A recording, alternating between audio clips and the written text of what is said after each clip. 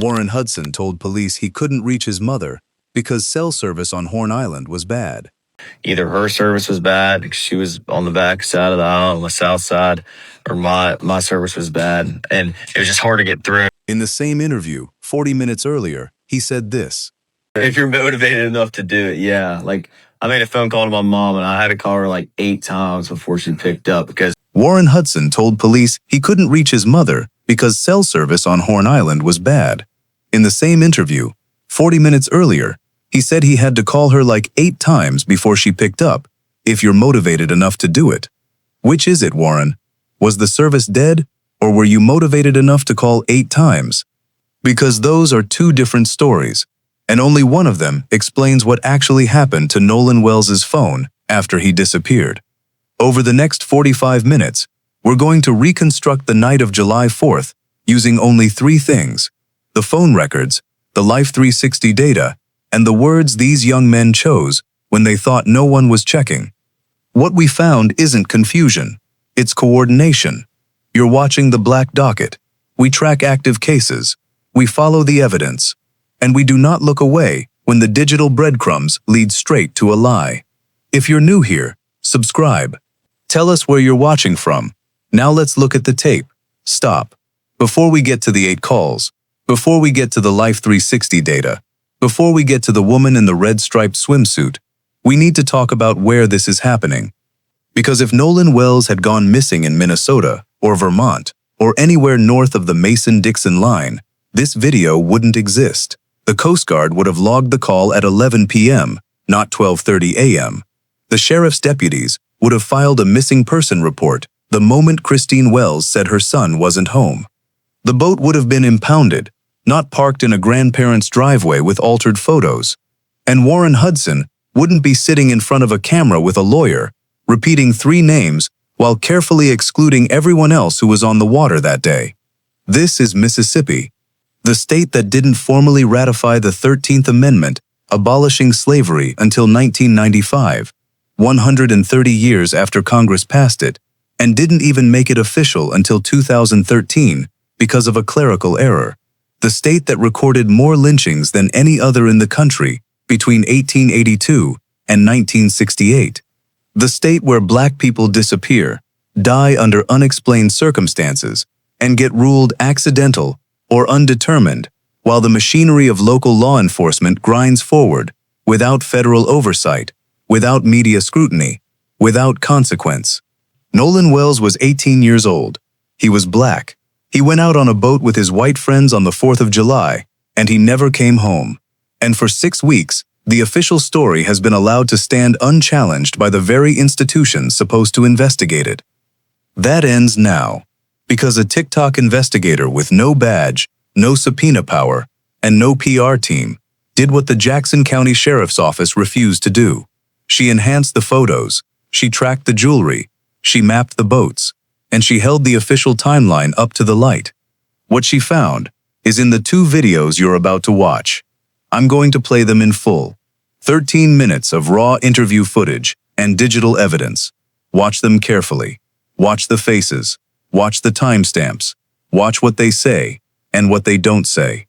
Because when I come back, we're going to walk through every contradiction, frame by frame, and by the end of this video, you'll understand why the question isn't whether Nolan Wells drowned. The question is, who decided what we were allowed to know about it? Oh, these little liars. I told y'all that Jax was the ringleader. I told y'all. He sat in this interview and he was telling stories about shit that he wasn't even there to witness. So let's break down some of the stuff that I heard in this interview. Let's start with Warren's first phone call, because y'all will remember that Warren said that he was over at Ava's house for that 4th of July party when they all started realizing that Nolan was missing, and he called Miss Christine at 11 o'clock. one of the first things I told Miss Christine Wells in the first phone call that ever occurred with anything to do with Nolan Wells being gone, because I was the first person to call Miss Christine about anything. First phone call, anything to do with Nolan Wells, was me making a phone call to Christine Wells. And one of the first things I said to her, with multiple witnesses here, pull up the phone call if you want. She said, oh, well, Nolan's location is with y'all at, where the house we were at. And I was like, well, Well, no, he left his phone with us. I told her this. And yesterday, the same time that this interview came out, Christine Wells said this. 360 says that he's on land, and he was like, well, no, I mean, you know, well, we have his phone. So both versions of the story say that Warren didn't tell her about the phone until after she confronted him with the 360. Now, Warren tells Miss Christine that he knows somebody in the Coast Guard and that he's going to call them, which is very fucking different than calling the Coast Guard, which absolutely explains why the Coast Guard came out and said at first that they had not received a call from the kids that night. The Coast Guard's initial statement said they weren't informed until 12:30. Then the Coast Guard later changed their story and said, oh wait, actually we did. And it seems to me that that first call was most likely an off the record to a friend kind of deal, which means these people freaked out and didn't call the Coast Guard until after all these people showed up at Jax's house. Which would explain why in the course of this interview it went from Warren called the Coast Guard to we did. Now when the subject turns to how the family got the phone back from these boys, you'll notice that there was a couple slip-ups. Warren, you weren't at the house, and so you weren't there when they came to get the phone and all that. So now remember, Warren just said that he wasn't at the house when the phone was got. And then Morgan talks about getting a phone call from one of the people in Christine Wells' group. And how did they get the phone back? So I got a call from a kid we went to high school with. He called me just asking me questions. He saw people posting on Snapchat, like the picture that was circulating. Except this picture wasn't posted until July 5th. So how could this picture have been circulating on Snapchat that night? But let's continue. And he called and he was asking questions. He was like, where's Nolan? When's the last time y'all seen him? And then he was like, so where are y'all at? And I told him, I said, we're at Jax's house. And then Warren got on the phone, and I don't know. So they come to my house, right? And they kind of hold on before we get there. Was it confrontational or was it just just trying to find? It was confrontational already. Wouldn't y'all agree? Yeah, he was 110%. He was very confrontational. And when did this was this on the night of the 4th or the next day? This was the night when this was before they came and got the phone. So this is the night of the 4th, yes. You guys are missing a part of the story. How did you get from Ava's house to Jax's house? Because Miss Christine is watching you guys on the Life 360. So suddenly she's seeing the phone leave one location and go to another. Of course I would be upset. And now all of a sudden Warren is there when the phone stuff starts happening? He's listening to the phone call? Now I need y'all to remember that Warren also said that the phone was in his truck on the first conversation, as we have from this report. Meaning if we were to believe Warren that he was not there when everybody showed up looking for the phone at some time in between 11 and 1 a.m., so then that would mean after they heard this angry phone call, Warren gets the phone out of his vehicle and puts it in Jack's house and then leaves. There's probably like 10, 15 people in my house I don't even know. And they're all up in our faces, going crazy, asking where Nolan is, and we don't know. And finally they get into Wyatt's face, and they're like, where's your boat? Where's the boat at? Demanding his address. Demanding his address and stuff like that. And he finally ends up giving it to him. We give them the phone. They have the phone at this point. Then they get the address to his house. Then they go to his house.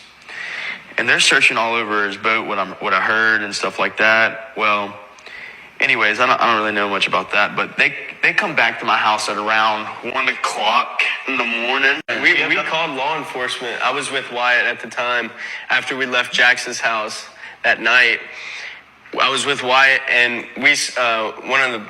one person we were with saw that their location was headed towards Wyatt's house. And so Wyatt got on the phone with 911 and was like, hey, these people are on the way to my house or already at my house. My mom and my dad are there alone, and they know nothing about this.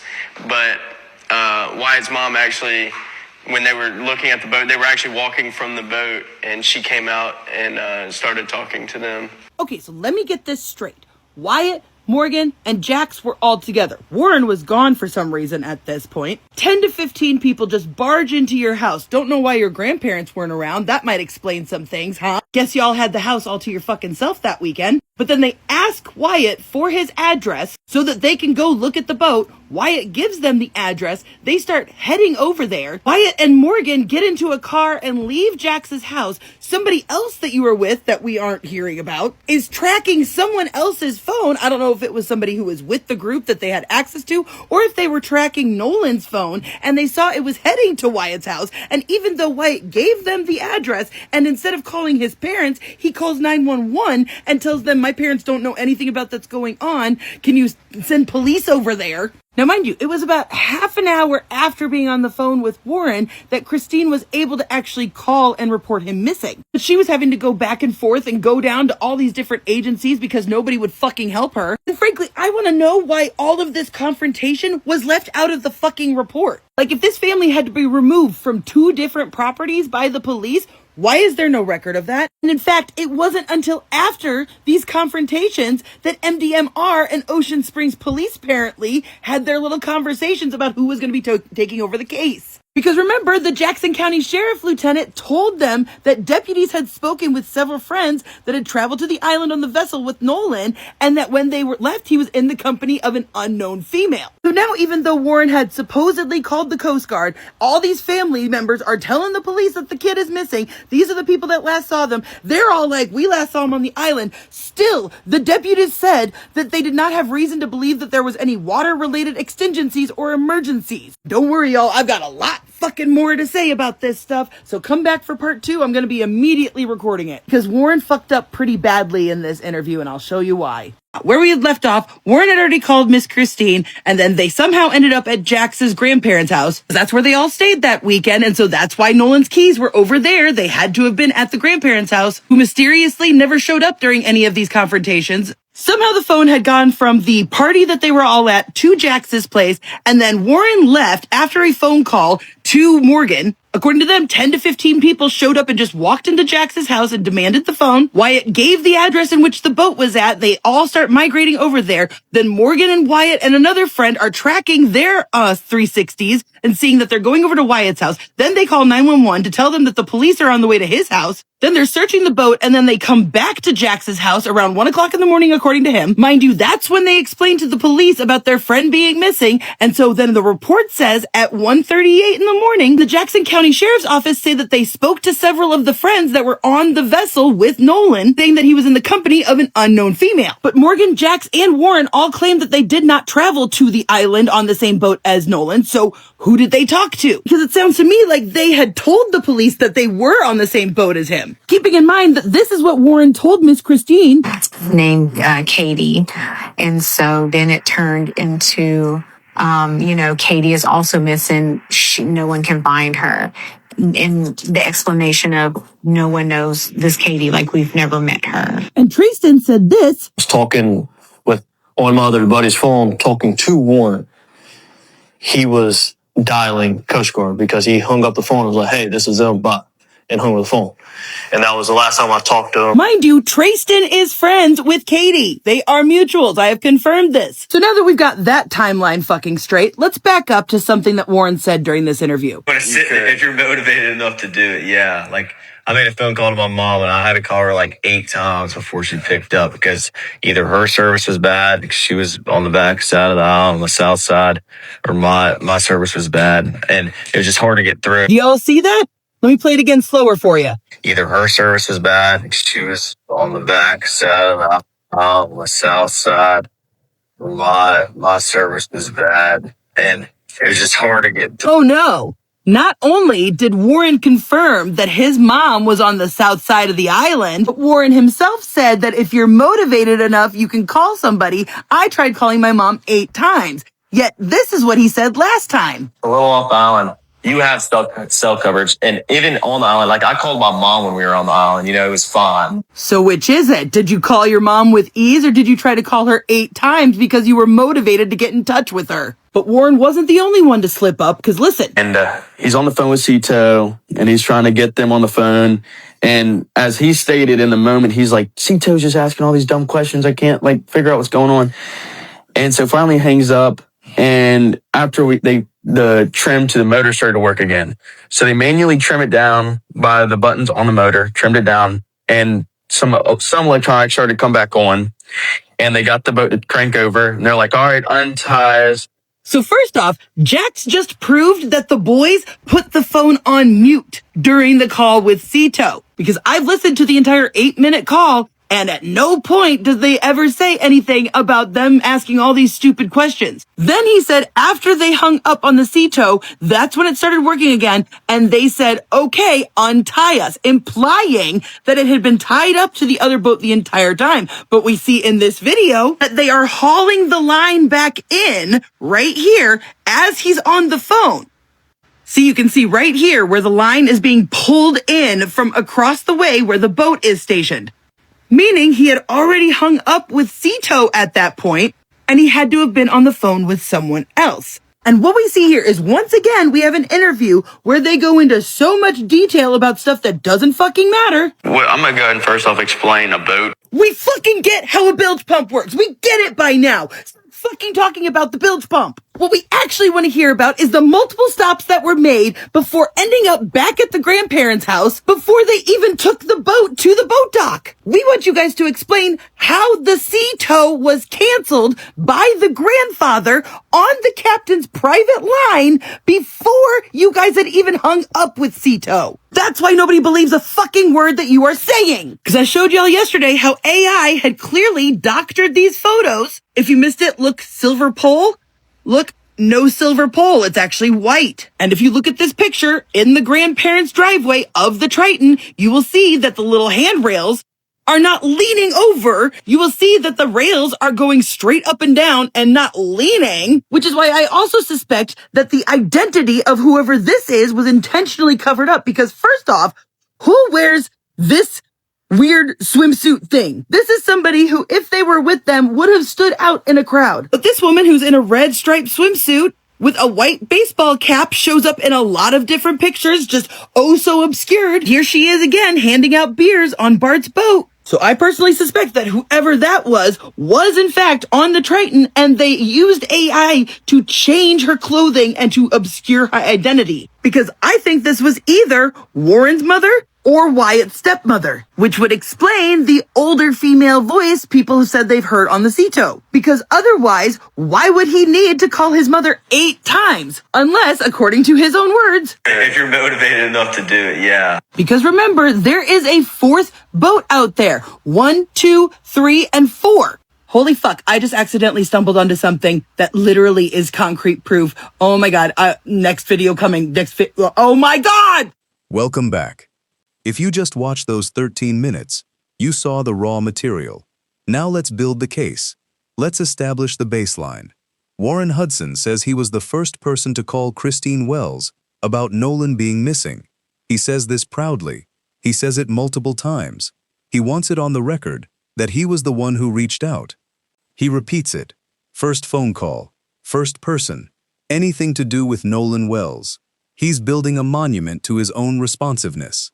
And that should make you suspicious immediately, because people who are actually panicked about a missing friend don't narrate their own heroism in real time.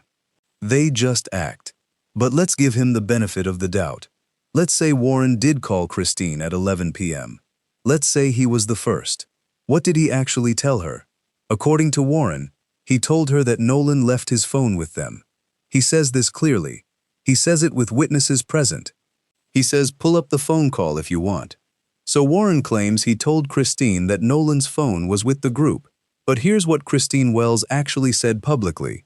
At the exact same time this interview dropped, 360 says that he's on land. Life 360, the app Nolan's parents used to track his location. It showed his phone on land, not on a boat, not in the water, on land. And Warren is telling Christine that the phone is with them, but he's not telling her where. He's not saying it's at Ava's house. He's not saying it's in his truck. He's just saying it's with us. Both versions of this story agree on one thing. Warren did not voluntarily disclose the phone's physical location until after Christine confronted him with the Life 360 data. She had to drag it out of him. And that's not the behavior of a friend trying to help find someone. That's the behavior of someone managing information flow. Now watch what happens next in Warren's own telling. After he tells Christine the phone is with them, he says this. Warren tells Miss Christine that he knows somebody in the Coast Guard and that he's going to call them. I need you to hear the difference between those two sentences. Knowing somebody in the Coast Guard and calling the Coast Guard are not the same thing. One is a personal favor. One is an official distress call. One goes to a buddy who might pick up off the record. The other goes to a recorded federal line that triggers search and rescue protocols. And this explains something that has confused everyone following this case. The Coast Guard's initial public statement said they had not received a call from the kids that night. Then, days later, they changed their story. They said, actually, we did receive a call, and it came in around 12:30 a.m. Why the change? Because the first call wasn't to the official line. It was to a friend, an off-the-record panic call to someone Warren knew personally. That's why there's no timestamp matching Warren's 11 p.m. claim. That's why the Coast Guard initially said nothing came in, because officially, nothing did. The real call, the one that triggered the actual response, didn't happen until after the family showed up at Jackson's house, after the confrontation, after the phone had already moved locations twice. So let's recap what we know so far. Warren calls Christine at 11 p.m. He tells her the phone is with them, but not where. He promises to call the Coast Guard, but calls a friend instead. The Coast Guard doesn't log an official call until 12:30 a.m., and during that 90-minute gap, Nolan's phone is moving. Which brings us to the second problem. Because while Warren was making his first call, someone else was tracking something. And what they saw doesn't match anything Warren said. Let's stay on the Coast Guard for a moment, because this is where the TikTok investigator found something that most people scrolled past. During the interview, Jack Paulo describes the distress call to the CTO operator. He says the bilge pump failed, the boat was taking on water, and they were on the phone with the Coast Guard trying to get help. And then he says something that should have set off alarms in every law enforcement agency in Mississippi. CTO's just asking all these dumb questions. I can't figure out what's going on. So we hung up. If you've ever been in an emergency, if you've ever been on a sinking boat 10 miles offshore, you do not hang up on the Coast Guard because they're asking dumb questions. You answer the questions. You give them your coordinates. You tell them how many people are on board. You stay on the line until help is coming. Unless you're not actually in an emergency, unless the call isn't really about rescue, unless you're on the phone for a different reason entirely, and the Coast Guard operator is starting to ask questions that expose that reason. The TikTok investigator listened to the full 8-minute CTO call. She noted that at no point do the boys mention being asked stupid questions. At no point do they express frustration with the operator. The call is calm, procedural, and focused on logistics, which means Jack's description of hanging up in frustration isn't describing the CTO call at all. It's describing a different call, a call that happened after the CTO call ended. And here's where it gets worse. Jack says that after they hung up on the CTO, that's when the boat started working again. The trim motor came back online, the electronics powered up, and they said, okay, untie us, implying the boat had been tied to another vessel the entire time. But look at the video footage. Look at the exact frame where the tow strap goes taut. The line is being hauled in during the call, not after it. The boat is physically connected to another vessel, while the Coast Guard is on the line. They weren't alone. They weren't isolated. They were tethered to a second boat, and they didn't mention it once during the official distress call. Why would you omit that detail? Why would you tell the Coast Guard you're sinking, alone, 10 miles offshore, when you're actually tied to another boat with other people on it? Because the other boat complicates the story. Because the other boat complicates the story. Because the other boat complicates the story. Because the other boat complicates the story. Because the other boat complicates the story. Because the other boat complicates the story. Because the other boat complicates the story. Because the other boat complicates the story. Because the other boat complicates the story. Because the other boat complicates the story. Because the other boat complicates the story. Because the other boat complicates the story. Because the other boat complicates the story. Because the other boat complicates the story. Because the other boat complicates questions about why two boats were tied together in open water. Questions about whether Nolan Wells was on the Triton or on the other vessel. And those are questions Warren, Morgan, Jax, and Wyatt weren't prepared to answer. So they hung up. They waited for the electronics to come back on. They untied from the second boat. And then they called again, this time through proper channels, with a cleaner story. That's not a mechanical failure. That's a narrative reset.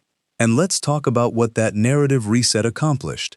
By hanging up on the first call and waiting to make a second one, they created a gap in the official record.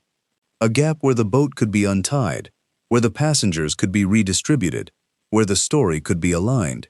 The Coast Guard's revised statement says they received a call at 12:30 a.m., but the first call, the one Warren made at 11 p.m. to his friend, never entered the official system. It existed in the space between panic and procedure, and in that space, the truth got edited. Think about what that means for the investigation. The official timeline starts at 12:30 a.m. Everything before that is undocumented, unverified, controlled by the boys and whoever else was on the water. For 90 minutes, the only record of what happened is the record they chose to create, and when you control the record, you control the outcome. Now let's talk about the phone, because while the Coast Guard timeline was being massaged, Nolan's phone was on a journey of its own. And the people tracking it saw something that should have triggered an immediate missing person report. According to the interview, the group was at Ava's house for a 4th of July party when they realized Nolan was missing. Warren calls Christine at 11 p.m. She checks Life 360.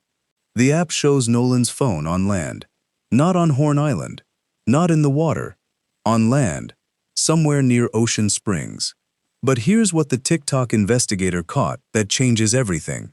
Morgan, during the interview, describes getting a phone call from a mutual friend that night. This friend saw a picture circulating on Snapchat and called to ask where Nolan was. The picture wasn't posted until July 5th, but Morgan says it was circulating on Snapchat the night of the 4th. How does a picture circulate before it's posted?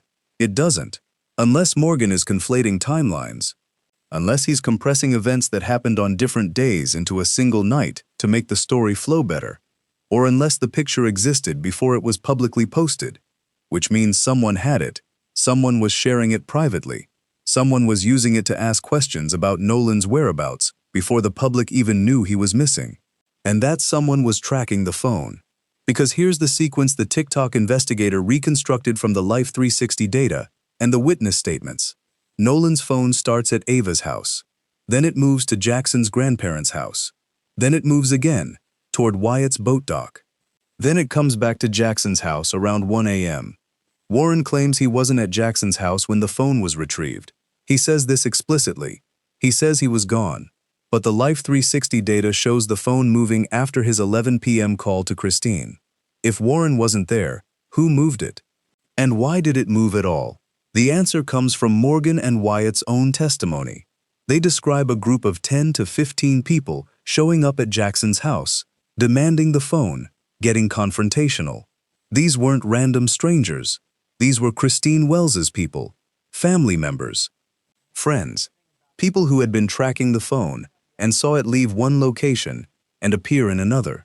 She's upset because the phone is moving without explanation, because the boys told her Nolan was with an unknown female on the island, but the phone is clearly on the mainland. Because every minute the phone moves without Nolan, the story becomes less believable. And then Wyatt does something that should be in every police report about this case. He calls 911, not because Nolan is missing, not because he's worried about his friend, because the group tracking the phone is heading to his house, and his parents are there alone. He's calling the police to intercept a search party. He's not calling to report a missing person. He's calling to protect his property. And that tells you everything about the priority order in that house on the night of July 4th. Protect the boat. Protect the house. Protect the story. Nolan can wait. And here's the detail that makes this even worse. The sheriff's deputies arrived at Wyatt's house. They searched the boat. They spoke to the family. And then they left. No arrest. No detention, no formal missing person report filed at that moment. The Jackson County Sheriff's Office later claimed they spoke to several friends who said Nolan was with an unknown female on the island. But Morgan, Jax, and Warren all claimed they weren't on the same boat as Nolan. So who did the deputies talk to? Who told them Nolan was with a girl? Because it wasn't the three boys who are now sitting in front of cameras with a lawyer. It was someone else, someone who was there that night, someone who gave the police a version of events that matched the cover story, not the truth. And that someone might have been on the fourth boat. Think about that. The police arrived at Wyatt's house, searched the boat, spoke to witnesses, and left with a story that doesn't match what the main suspects are now saying. Either the deputies spoke to people who lied to them, or the main suspects are lying now. One of those groups is not telling the truth. And given what we know about the phone's journey, the Coast Guard gap, and the 8 calls, I have a theory about which group that is. The group that controlled the phone for 90 minutes. The group that made the first call to a friend instead of the Coast Guard. The group that untied from the second boat before making the official distress call. That group has been consistent from the beginning, and their consistency is the problem. Because real trauma doesn't produce consistent stories. Real panic doesn't align timelines. Real grief doesn't coordinate narratives across multiple witnesses before the police even arrive. What we're looking at isn't grief. It's management. Let's go back to the boat for a moment, because there's a detail in the interview that the TikTok investigator flagged, and it's the kind of detail that seems small until you realize what it implies. Jack describes the moment the boat started working again after the CTO call. He says the trim motor came back online, the electronics powered up, and they were able to crank the engine. And then he says they untied from the other boat. But the TikTok investigator watched the video frame by frame, and she noticed something Jack didn't mention. The tow line is being hauled in during the phone call, not after it. The boat is physically connected to another vessel while the Coast Guard operator is still on the line. This matters because the official narrative depends on isolation. The boys told the Coast Guard they were alone on a sinking boat. They told Christine Wells they left Nolan on the island with an unknown female. They told the sheriff's deputies there were no extenuating circumstances, no other vessels involved, no complications. But if they were tied to another boat, none of that is true. They weren't alone. There were other people within reaching distance. There was a second vessel that could have helped, or hindered, or witnessed whatever actually happened to Nolan Wells. And the fact that they omitted this detail during an active distress call suggests they knew it would change the response. They knew the Coast Guard would ask about the other boat. They knew the other boat's passengers would become part of the investigation, so they waited until the call ended, untied the line, and created physical separation before making the next call. That's not panic. That's calculation. Now the TikTok investigator also flagged something about